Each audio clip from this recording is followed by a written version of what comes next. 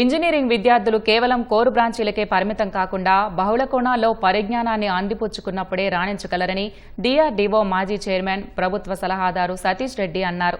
JNTU కాకినాడలో engineering కళాశాల ఏర్పడి 80 ఏళ్లు అయిన సందర్భంగా international symposium on recent trends in technical education అనే కార్యక్రమం నిర్వహించారు. ఈ కార్యక్రమంలో పూర్వ విద్యార్థులు, పలువురు విద్యావేత్తలు పాల్గొన్నారు. విద్య, పారిశ్రామికవేత్తలు ఇంజనీరింగ్లో వస్తున్న మార్పులపై వివరించారు. జాతీయ విద్యా విధానం సాంకేతిక విద్యలో విప్లవాత్మక మార్పులను తీసుకువచ్చిందని సతీష్ రెడ్డి తెలిపారు.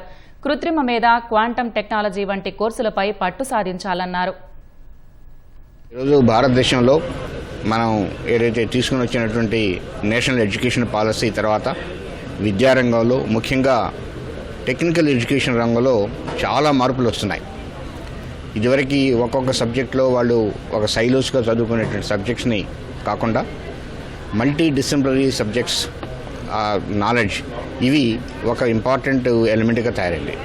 రకరకాల విషయాలు తెలుసుకోవడం ఒక తను ఉన్నటువంటి సబ్జెక్ట్ అనేటువంటి కాకుండా, రెండవది ప్రాక్టికల్ ఇండస్ట్రీ ఎక్స్పీరియన్స్కి సంబంధించి దాని మీద పనిచేయటం, దాన్ని అకాడమిక్స్లో క్రెడిట్స్ తీసుకురావడం అనేటువంటిది ఇంకొక ఇంపార్టెంట్ మార్పు.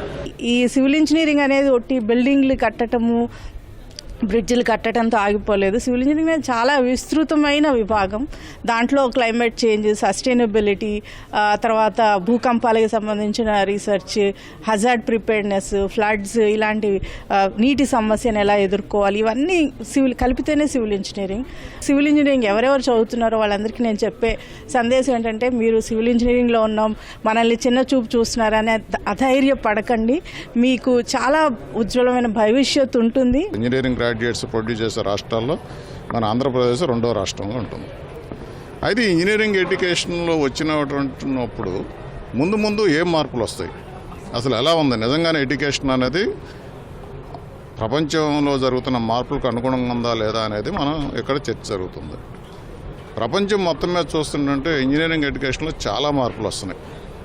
ఒకప్పుడు కన్నా ఇప్పుడు ఏముందంటే ఒక ఇంజనీరింగ్ బ్రాంచ్కి ఇంకొక ఇంజనీరింగ్ బ్రాంచ్కి ఒక సరిహద్దులు అనేది ఇంత ముందులాగా గట్టిగా లేవు, సపరేట్గా లేవు. ఆ సరిహద్దులు మాసిపోతున్నాయి. ఎందుకంటే కంప్యూటర్ సైన్స్ ఉంది, ఇప్పుడు ఏఐ అని మాట్లాడుతున్నారు.